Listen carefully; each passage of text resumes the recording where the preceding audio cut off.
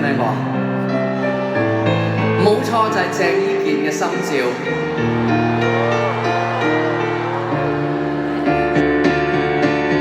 一開心彷彿滿地塵埃到跳蕩，一傷心彷彿背後湖水亦流光，好風光大概滿心裝載，非關境況。如若他真相未化妝，還是以主觀鏡觀看，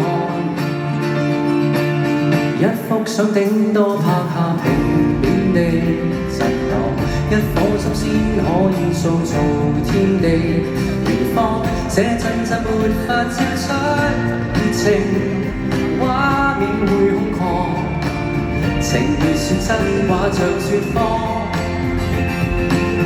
如若已經比較好看，從感情出發，現實夢境穿插，不必100%，如實去記低那份平白。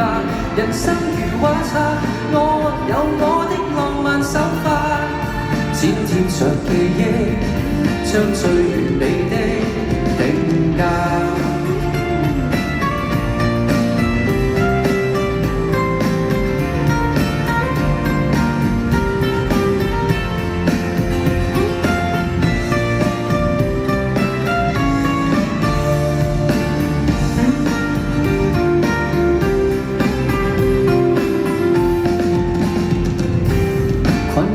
花邊替實情輕播作樂，加一堆真的故事為想像圓方，黑板的傳記會給淡忘，想小説悲壯，人問那心裏無了光，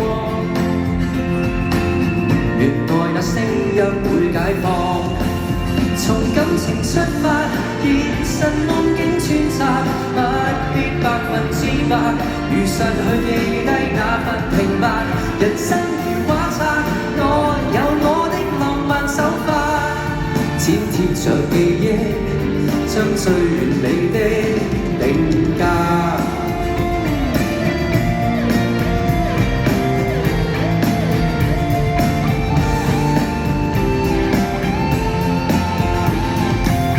難得有銀色筆、填色冊，讓我努力亂填，也別留白。